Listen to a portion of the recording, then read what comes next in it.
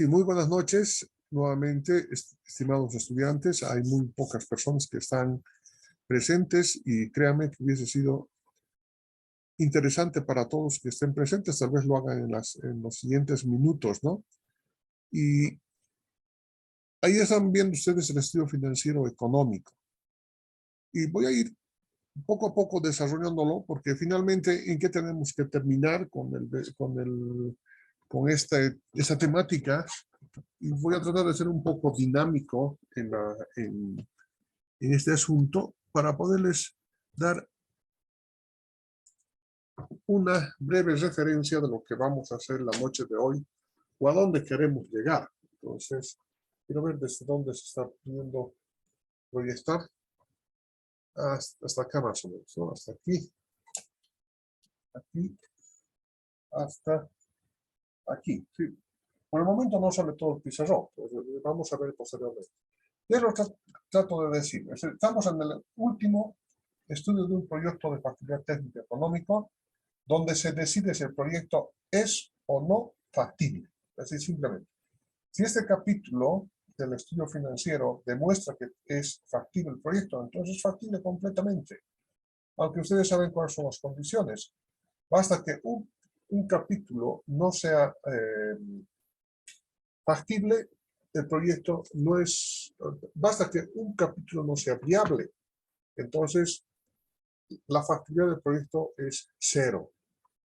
Todos los capítulos tienen que ser viables para que en el conjunto se proyecte la factibilidad del proyecto. Pero donde se hace la evaluación, donde se determina qué es lo que pasa con el proyecto, es justamente en este capítulo que se llama Estudio Financiero Económico. Es el tema que vamos a estudiar hoy en la noche.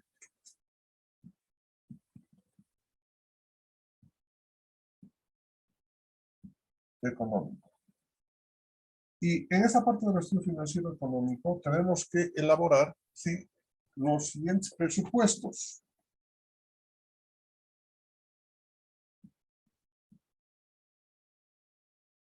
El presupuesto de inversiones,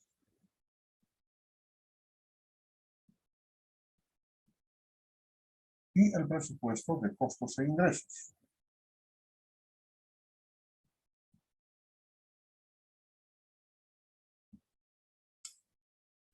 Con la comparación de las inversiones y los costos e ingresos, vamos a poder determinar si la existencia de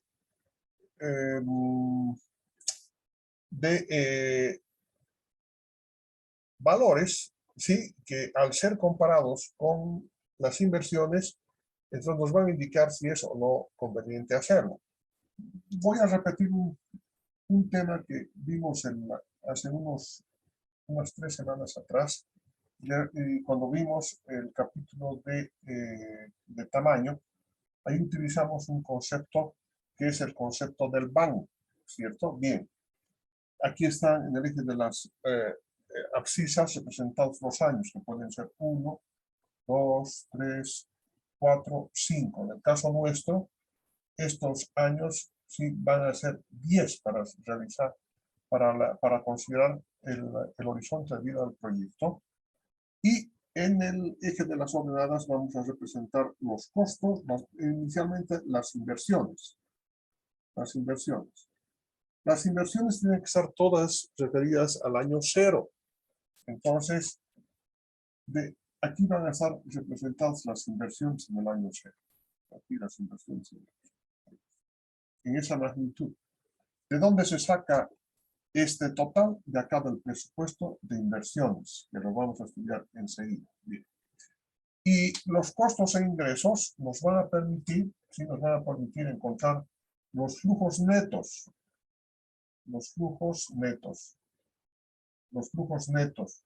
Y estos flujos netos van a ser el resultado, ¿cierto?, de la utilidad, que se llama, el flujo neto es equivalente a la utilidad neta.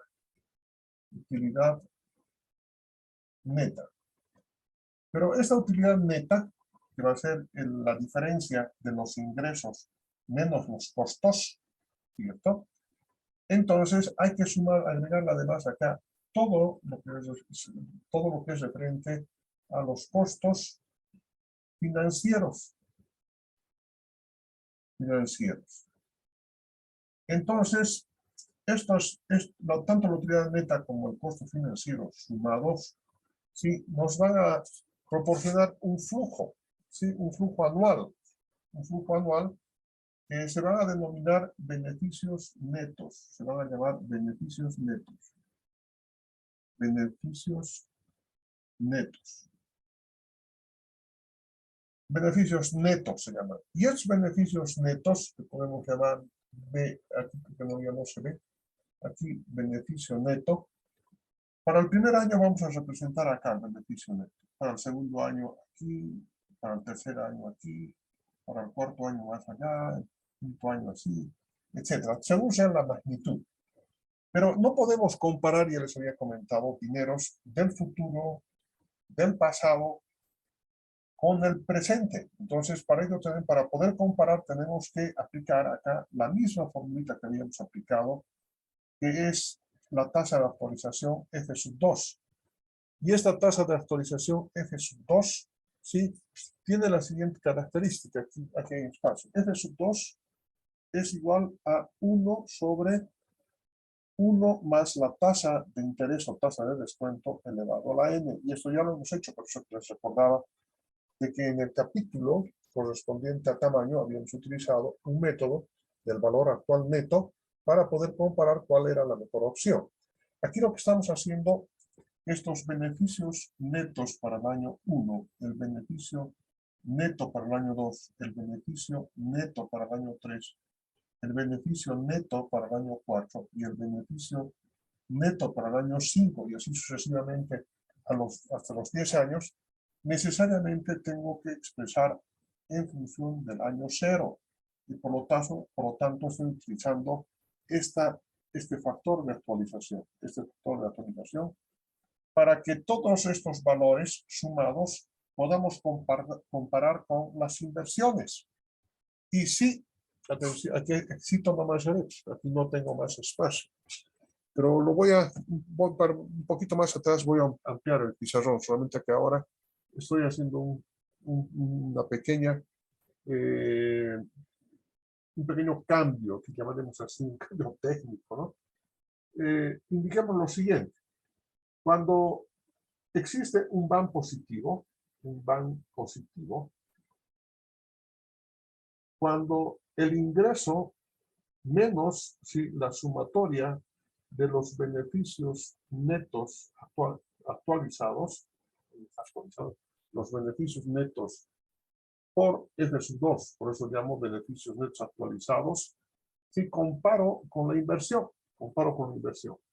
Si este beneficio este valor actual neto es positivo, entonces eso quiere decir que la inversión sí es mayor que el beneficio neto actualizado.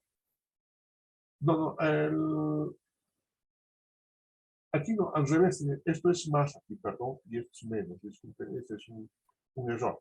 Entonces la inversión entra con signo negativo y los beneficios netos entran con signo positivo. Si la sumatoria de todos estos beneficios netos actualizados al año 0 superan a la inversión, entonces hay un valor actual neto positivo. Y esto es a lo que queremos llegar. Sin embargo, esta tasa que están viendo acá, esta tasa de actualización, esta tasa podemos aumentarla o podemos disminuirla. De tal manera que podemos encontrar otro BAN, ¿sí?, con otra tasa, sea positivo o negativo, pero nos va a permitir, ¿sí?, el conocimiento de estos dos BAN, de estos valores actuales netos, nos van a permitir determinar la tasa interna de retorno. Y si esta tasa de retorno es mayor a esta tasa de actualización, entonces el proyecto es factible. Esto es lo que vamos a ver hoy en la noche. Esto es lo que vamos a ver nuevamente. Voy a repetir porque estos conceptos tienen que quedar súper claros. La noche de hoy hay varias personas que quieren ingresar. Les permitiremos ingresar. Listo, ahí está. Muy bien. Lo que quería decirles es lo siguiente, y presten atención. El último capítulo, ¿sí? Para nosotros, por supuesto, en un curso de pregrado, es el estudio financiero económico. Porque gracias a este estudio financiero económico es de que vamos a poder realizar la evaluación del proyecto, que consiste en determinar el valor actual neto y la tasa interna de retorno. Es muy posible que en este semestre, o sea, en unas clases posteriores, unos encuentros posteriores, podamos hacer alguna referencia al tiempo de recuperación de la inversión, que es el TRI, o al cálculo de la relación beneficio-costo.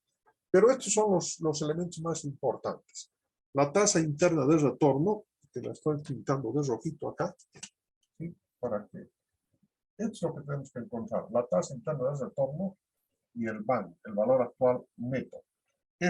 Si el valor actual neto es positivo y la tasa interna de retorno, por supuesto, es una tasa, por lo tanto, es un porcentaje del 2%, 5%. Si esta tasa interna de retorno es mayor a esta tasa de descuento que utilizamos para la evaluación del proyecto, entonces el proyecto es factible. Pero para poder determinar esta tasa interna de retorno necesito determinar dos valores actuales netos para poder determinar la tasa interna de retorno. Pero ¿cómo se calcula el BAN? El BAN no es nada más que la diferencia, ¿sí? La comparación, llamaremos así, algebraica, de menos la inversión, es decir, lo que he invertido en el año cero, más lo que voy a recuperar como beneficio neto en el resto de los años del horizonte de vida del proyecto, que es este, de acá. Aquí hay 1, 2, 3, 4, 5. Para este proyecto son 5 años de horizonte de vida del proyecto. Así fuera tan pequeño o tan personal o tan privado como este ejemplo que estoy dando, estos dineros de los años 1, 2, 3, los dineros del futuro, yo tengo que actualizarlos al año cero para poder comparar con la inversión, utilizando para ello el factor de actualización, y que ya no les es muy difícil de comprender porque ya lo hemos utilizado. ¿Cómo se calcula este beneficio neto? Este beneficio neto dice que es la utilidad neta más los costos financieros. Enseguida les voy a explicar por qué los costos financieros deben incluirse en su totalidad para calcular los beneficios netos, ¿sí? ¿De dónde sale esta utilidad neta o flujo neto? De la diferencia de los ingresos menos los costos. Y por supuesto unas variaciones que les voy a explicar ya durante la avance. Y las inversiones, que es la siguiente parte que vamos a estudiar, ¿sí? Es todo lo que tengo que invertir para poder arrancar con el proyecto. Entonces, dicho esto, vamos a empezar ahora con la primera parte, que es exactamente cómo se debe calcular la inversión. Ahí está Daniel Guarina también. Muy bien. Estoy incorporando a todos. Muy pocos vamos a quedar, han sido muchos los inscritos, pero que en el desarrollo del semestre, por muchas circunstancias han ido escapándose, y no es la única asignatura, les comento, casi en todas las asignaturas, conversando con mis colegas, tengo otras 2 asignaturas más en la carrera, y el número de estudiantes que han dejado ya antes del primer parcial, en algunos casos llega hasta el 50%. Entonces parece que ha sido un shock muy especial el pasar a las clases presenciales. De todos modos, si nosotros estamos combinando, yo tenía la mejor intención de hacer la clase, hoy subir a hacer una clase presencial, pero hay algunas circunstancias muy especiales que me han impedido poder subir, pero a partir de la siguiente semana ya voy a subir de 6 a 9 ya para dar las guías para seguir adelante, para hacer evaluaciones, etcétera, para tener una nota con la que podamos vencer, y además para poder adquirir los conocimientos y destrezas intelectuales para poder hacer proyectos de factibilidad técnico-económicos. Entonces quiero que salgan ustedes con el convencimiento de que sí saben elaborar un proyecto, y además con el convencimiento, sí, de que ustedes puedan participar en equipos multidisciplinarios cuando se trata de hacer un proyecto de factibilidad técnico-económica, para poder hablar con solvencia y con profesionalismo. Muchas veces sí hemos tenido las dificultades de que un estudiante sale así mediocre nomás de una asignatura y cuando va a trabajar en algún lado, justamente ahí le exigen, ¿no? Entonces, por lo menos medianamente tienen que tener ustedes tienen que tener los conocimientos y habilidades intelectuales para poder captar, ubicarse y poder ser parte del equipo multidisciplinar. Qué cosa más fea. Y me ha pasado en varias circunstancias, en varias oportunidades, ¿no? De que se ha contratado personal, jóvenes, juniors, para que trabajemos en equipos multidisciplinarios, ¿no? Entonces, llegado el momento, bueno, señores, ahora vamos a trabajar, usted haga tal cosa, ¿no? Pero el colega ahí, el coleguita Nobel, definitivamente sabe que yo no he pasado clases, no conozco mucho, sino entonces, imagínense esa imagen que despiertan, ¿no? En el jefe o en el director del proyecto.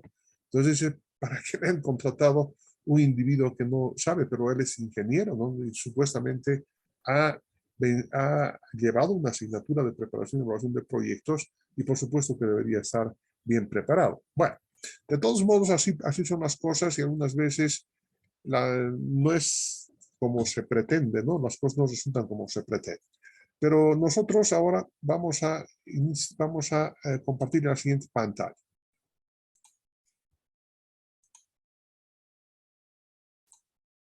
Muy bien. Muy bien. Ahora, que voy a ir apareciendo ahí mientras más alejado me encuentre, va a ser mejor, pero insisto, ¿no? Solamente para manejar nomás los controles. Bien. No puedo leerles el libro, por eso tienen ustedes, les he enviado el texto y además que les he solicitado esta tarde que por favor lo copien, lo impriman. No creo que haya sido muy caro, ¿no? Deben ser unas 12 hojas, 15 hojas, no sé. Pero por ahí nomás va. Y aquí está lo que acabamos de decir, ¿no? Este capítulo es determinante para establecer la factibilidad de un proyecto de inversión mediante la presentación de los indicadores, el valor actual neto y la tasa interna de retorno. Solamente que para no expresar de una manera tan larga, ¿no? Valor actual neto, entonces hablamos BAN. Y tasa interna de retorno es la TIR, la tasa interna de retorno. Estos son los dos indicadores sí que van a demostrar la factibilidad o no de un proyecto.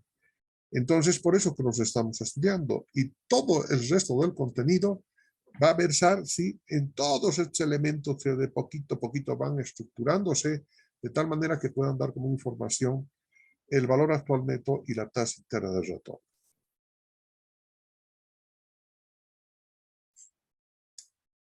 Por supuesto que para que un proyecto de factibilidad técnico-económico, un proyecto de inversión, se haya concluido, es necesario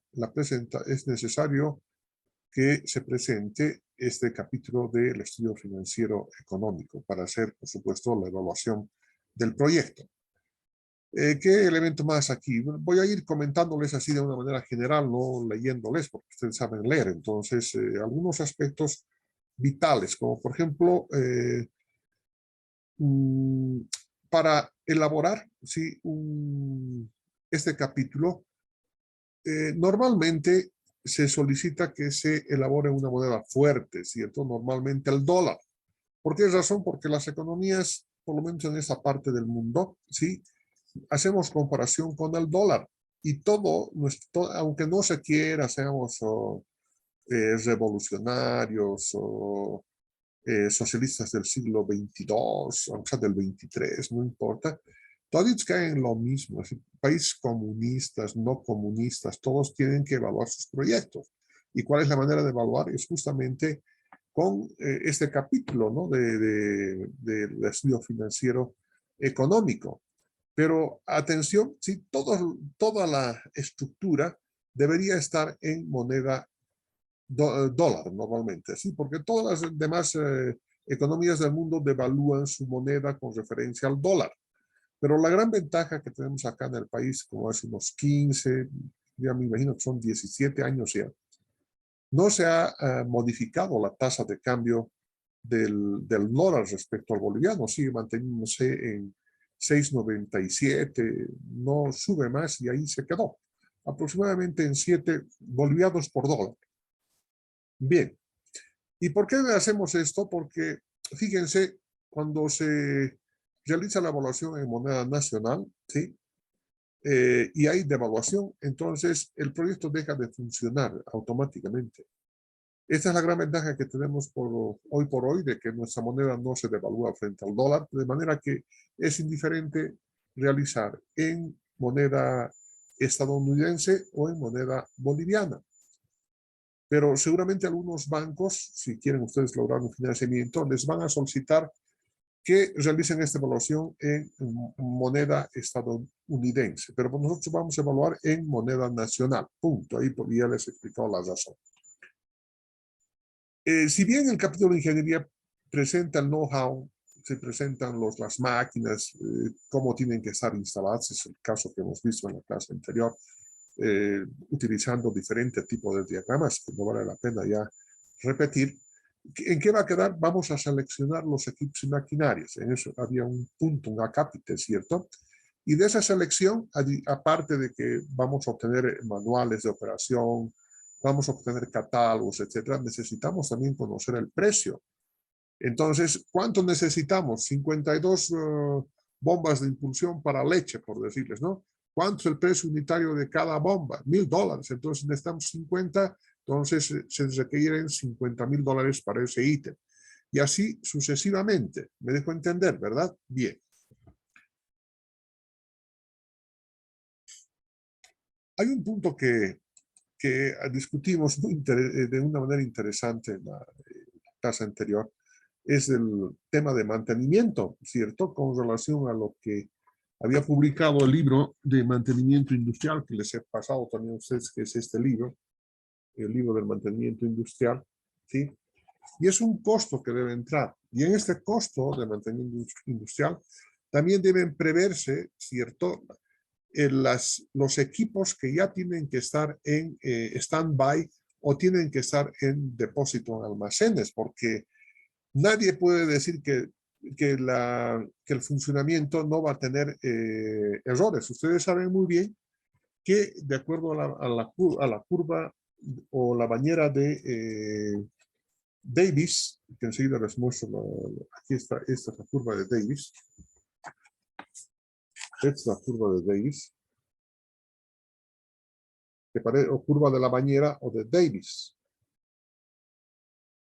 Ahí está. Entonces,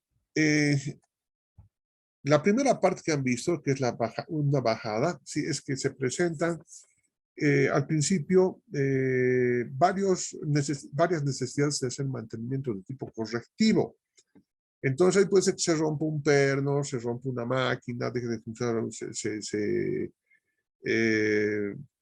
haya causado alguna avería, etcétera, etcétera. Entonces necesitamos inmediatamente tener en el depósito del almacén para poder obtener inmediatamente el reemplazo. Entonces, aparte más o menos de conocer ya qué tipo de mantenimiento se va a dar, que sea correctivo, preventivo o proactivo o cualquier otro tipo de mantenimiento, sepamos además que tiene que haber, sí, equipamiento que tiene que estar instalado en la planta. Ahora, si la planta es grande, como PIL, por ejemplo, entonces la dirección de mantenimiento de la planta tendrá que tener vibrómetros, tendrá que tener los termógrafos, tendrá que tener un equipo analizador de aceites y todos los dispositivos, ¿sí?, que sirven para realizar un mantenimiento de este tipo, o sea, anticiparnos a los hechos. Entonces, para ello necesito tener además equipamiento y ese equipamiento debemos incorporar en el proyecto. Situación que en ese proyecto que les estoy indicando no lo hemos hecho porque también recién estamos manejando estos conceptos del mantenimiento industrial, pero de todos modos hay que manejarlos, hay que prever para poder reemplazar los equipamientos. No puede ser que pongan en marcha la planta y en la primera semana se queme un motor, pues, y cuando diga, bueno, hay que reemplazarlo, no hay motor, ¿qué tal? Entonces, son situaciones que pasan. De todos modos, estoy tratando de ambientar, ¿no? Bueno, seguimos. Entonces, la parte de ingeniería pues, está en la obligación, ¿sí?, de concluir con presupuestos. Pero no los maneja, solamente los presenta. Nada más, los presupuestos de compra de equipamiento, de compra de todos los activos que son necesarios para poner en marcha una planta. Todos los capítulos, ¿sí?, todos los capítulos que han sido elaborados hasta este momento, tales como estudio de mercado, donde se hace el marketing, por supuesto, ¿no? Y ahí se determina exactamente cómo tiene que ser la estrategia comercial, que ha sido la última tarea que les he dado. La estrategia comercial. Luego, en la parte de localización, por supuesto, una mala localización podría determinar aumento de costos de transporte, ¿sí? O pago de royalties, o pago de algunos costos emergentes de la localización van a salir. Lo mismo del tamaño. Se equivocaron en el tamaño, ¿sí? Van a tener una carga demasiado grande en la depreciación del activo fijo del que hemos hablado también. Mis ex estudiantes de investigación operativa 2 se han dado cuenta perfectamente de que todo activo se deprecia y por lo tanto, mientras mayor la inversión del activo, mayor la depreciación y por lo tanto el costo también aumenta, ¿cierto? Aunque este puntito también es beneficioso porque la depreciación del activo fijo y la amortización del activo diferido y el pago de intereses se deben sumar, ¿sí?, a la utilidad neta, entonces, para consolidarse como beneficio neto. Entonces, fíjense, por ambas partes, si bien son costos, ¿sí?, también, y eso baja un poco la utilidad, por otra parte también se suma. Lo vamos a ver un poquito más allá.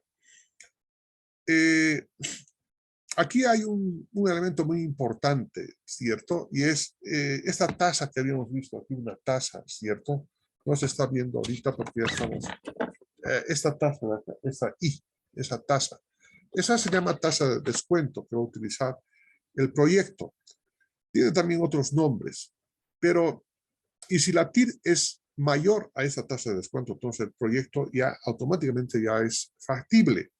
Pero puede darse el caso, ¿sí?, de que dependiendo, o sea, ¿cuánto vamos a poner de esa tasa de descuento para el proyecto?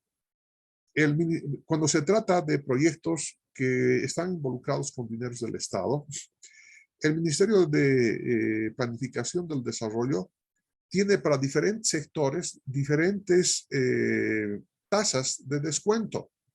Entonces vamos a utilizar ahora, en el ejemplo, el 13.46%, si no me equivoco, que es la tasa que determina el Ministerio de Planificación para proyectos que son para el Estado. Pero si son privados, entonces el banco les va a exigir a ustedes que tomen tasas un poco más elevadas. Normalmente para este tipo de situaciones se toma el 18%, que es una tasa ya elevada, ¿no? Claro, eso significa para un 18% que casi es 20%, que en 5 años deberíamos pagar el proyecto.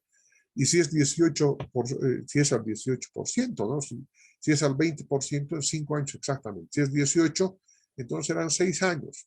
Entonces, esto es algo muy importante, que lo vamos a ver ya en la parte de evaluación. Entonces, eso es algo que ustedes deben considerar, ¿sí?, en el momento de el momento de la elaboración de este estudio técnico, financiero económico. Ahora, de hecho, entramos al presupuesto de inversiones.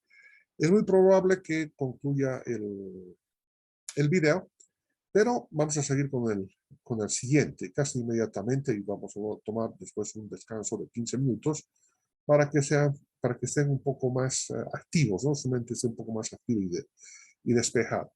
Vamos a empezar con el presupuesto de inversiones. Me estoy refiriendo a esta I, ¿no? A esta I, a esta inversión. Entonces, en las inversiones existen 3 tipos de activos. Eso que quiero que entiendan bien. ¿Cómo se estructura este presupuesto? Voy a mostrarles eso. Por lo tanto, voy a dejar inicialmente para compartir acá. A ver, si mientras voy borrando, pero ¿cuánto tiempo disponemos? Vamos a ver. 5 minutos, ya. Entonces, quisiera mostrarles cómo se va a estructurar el presupuesto de inversiones. Eso es de principio nomás. Así todo acá lo voy a borrar.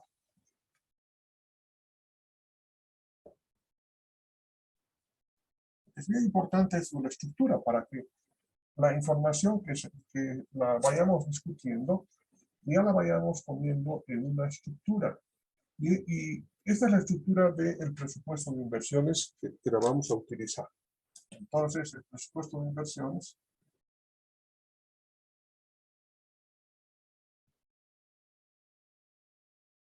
parece que no se lee muy bien, ¿no? Está muy arriba. Y no se lee nada. No, definitivamente el rojo no se ve nada. No se ve nada. Voy a borrar más el rojo. Aquí vamos a trabajar con puro negro. Aquí está. Entonces, presupuesto de inversiones. Presupuesto de inversiones. Ya les había dicho que este presupuesto de inversiones tiene que expresarse en una moneda. Nosotros vamos a expresar en boliviano. Bolivianos, ¿por qué razón? Porque no hay diferencia con el dólar, ¿no? O sea, hay una paridad con el dólar. Entonces, es diferente expresar en dólares o expresar en bolivianos. Vamos a tener acá una primera columna que va a corresponder al activo. Al activo. Al activo. Luego vamos a tener 3 columnas a continuación. La primera columna va a corresponder al aporte propio. Al aporte propio, es decir, al dinero que van a poner los propietarios del proyecto inversionista. El financiamiento. Financiamiento, es decir, el dinero que me tengo que prestar. Y aquí el total. Y aquí el total. Entonces, esta es la estructura que vamos a mantener en el cuadrito. Y aquí en este activo, aquí, fíjense, aquí vamos a tener esto. Aquí vamos a tener, inicialmente acá, vamos a representar el activo fijo. 1, el segundo va a ser el activo diferido. Y posteriormente vamos a considerar el activo circulante. El activo circulante. Por supuesto que cada uno de estos activos tiene una serie de ítems. El activo fijo, el activo diferido también, que nos vamos a ir estudiando. Y el activo circulante tiene un solo ítem que se llama capital de operaciones o capital de trabajo también. De trabajo. Y todos estos tienen que encerrarse después y tienen que sumarse. Y la suma, ¿sí?, de todos estos va a indicar aquí el total, ¿cierto? El total en aporte propio, total en aporte propio, total en financiamiento y el total de los totales. Y finalmente aquí el porcentaje de participación. Porcentaje de participación. Bueno, esa es la estructura con la que vamos a trabajar el tema del presupuesto de inversiones. Reitero nuevamente, y se nota además está grandecito, con hechos grandes. Activo, la segunda columna aporte propio, la tercera columna financiamiento y la última el total. ¿Qué activos vamos a estudiar? El activo fijo, el activo diferido y el activo circulante. Van a ver cada uno de estos activos mencionados, van a tener una serie de ítems que los vamos a ir estudiando, que es el resultado, ¿sí?, de la apropiación de costos o de costos de inversión de todo lo que queremos hacer, ¿cierto? El activo circulante va a tener solamente un ítem que se llama capital del trabajo. Y después, sí, vamos en la estructuración del cuadro, ¿sí? Aquí vamos a tener un total de totales, dividido en aporte propio, dividido en financiamiento, ¿sí? Y finalmente los porcentajes. Acá, ¿qué porcentaje va a ser de aporte propio? ¿Qué porcentaje va a ser de financiamiento? Y aquí, por supuesto, tiene que expresarse el 100%, el 100%. Entonces, esta es la estructura que vamos a estudiar.